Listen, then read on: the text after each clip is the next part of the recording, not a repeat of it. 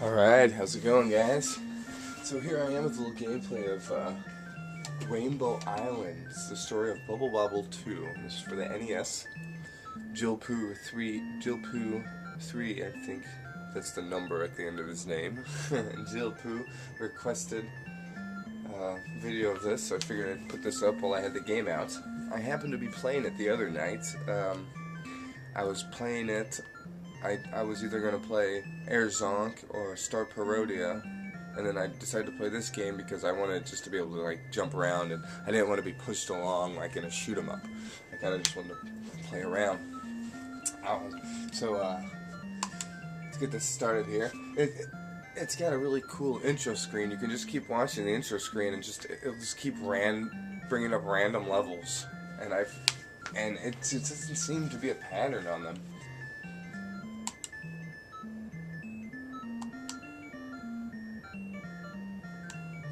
A lot of neat levels in this game. So we'll start off at level World 1-1. Now this is Bubble Bobble 2. At the end of Bubble Bobble, the kids turn back into humans from dinosaurs. And in this game, you're the kids again in human form. And I don't exactly know the full storyline or what you're going to save or what, but basically, you're not the dinosaurs anymore, and you've got rainbows instead of bubbles. And with these rainbows, you can, it's going to be your primary weapon, and it's also kind of like a bridge. You can throw these rainbows out, and you can walk up them, and then you'll use them to take out enemies, or to trap enemies, and then you can spread them out like this, and you can drop them, and they'll all link together, usually. So there's a lot of stuff you can do with them, and you use them to pick up items that you miss below you, so you don't have to go back down or backtrack a lot. Now there is a Bubble Bobble 3, and as you guys know, that game goes for a lot of money. A lot of people want something else to play after they play Bubble Bobble. Well, this is a pretty decent route. It's only a few more dollars than Bubble Bobble is, and it's not that rare. Pretty uncommon game. I've only seen one copy in my outings in St. Louis. So, you guys might find one at your local store. You might have to get one online if you want to pick up a copy. But it definitely is it's a really happy game. It'll put you in a really good mood. Kind of like Kirby's Epic Yarn did. I would rate it up there with that. You know, there's games that get your adrenaline pumping. I can put in Turrican 2.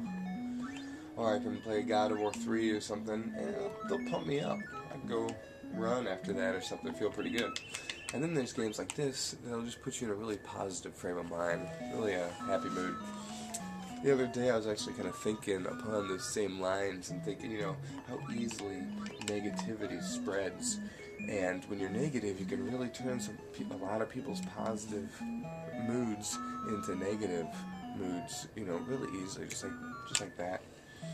But it's harder to actually get the positive energy to spread. So while I was contemplating this, I decided to put in Rainbow Islands.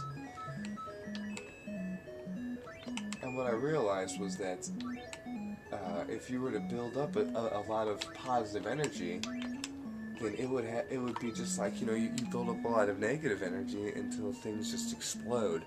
Well, what if you were just exploding with positive energy? I mean, that would be great for everybody.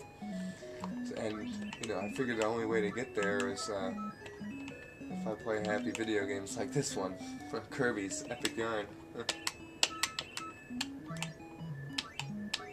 But yeah, you know, when you're on the road, you see it all the time. People just in bad moods, and it spreads so easily. And you know, there's too much of that in this world these days. So people just need to be a lot more positive, and positivity is a lot harder to spread, but it's a lot more fun when it does, and a lot more benefits, I think. Well, anyways, back to the game here. One of the main goals in this game is to spell rainbow. You'll see it there. It's not necessarily on the screen at all, but you'll come across it like, you know, like right there I'm jumping. It says rainbow, so you know, you'll come across like a little banner that kind of shows it, how many letters you've got so far. There is a time limit in this game. It doesn't really show it, but it'll tell you to hurry up when you get there, and the screen will start filling up with water. And then you kind of gotta outrun it.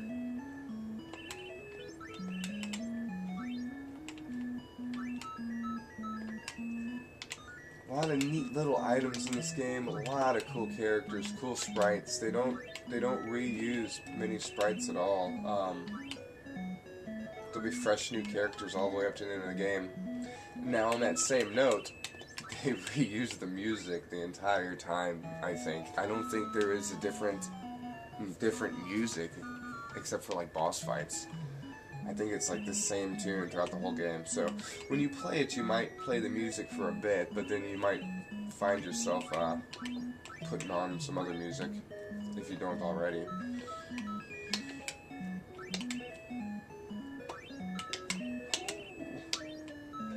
It's actually really fun. The rainbows are kind of a cool item to use.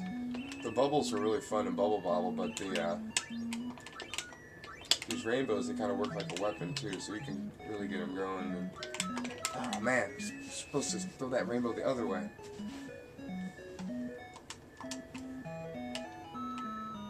So now when you spell rainbow, after you beat the boss of that world, you're going to go to a cutscene with your brother, and then you're going to get an option to open a treasure chest or get some information from him. If you've never played the game before, you'll probably need to get the information, and it's basically going to tell you how to beat the game, how to get the different gems and what you're looking for in the game. But if you know all that stuff, then you can go ahead and choose the treasure chest, which is going to help you beat the game, because you have to open the treasure chest and actually get the gems for each level in order to complete the game at the end.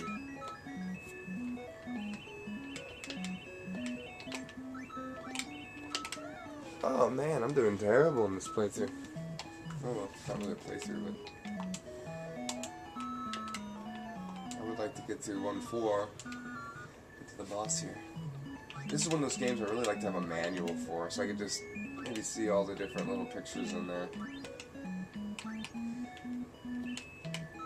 There we go. You gotta grab one of those shoes right away so you can get a little faster.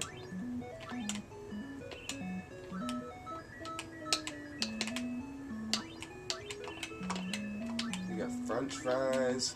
A lot of the same bonus items and little sprites as in Bubble Bobble. You got little French fries, little jars you pick up.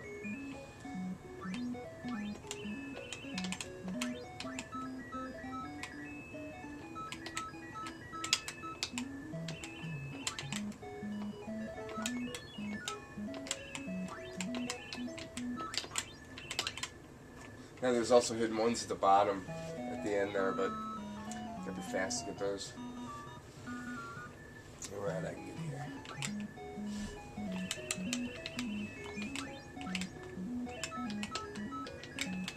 That's a cool power up. You got that jar, and then these little things shoot at you.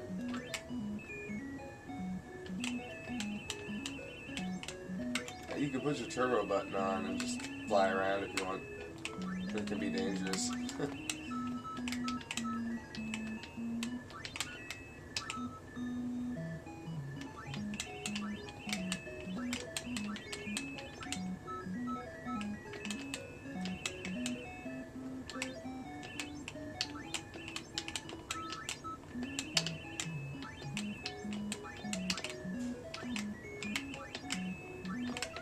Oh no!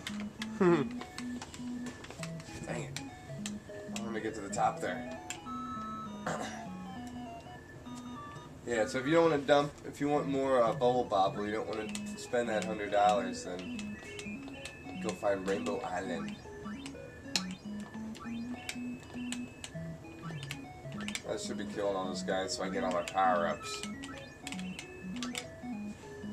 But I can't really get to the boss fight. So here's what one of the bosses look like. Basically, you just throw your rainbows out, drop them. Then the bosses are not too hard. They're very easy at first, but it does get harder. And once you play through it once, everything starts to multiply. So yeah, so that's Rainbow Island for the NES. And thanks for the request, Chillpoo. I'll see you guys later. Peace.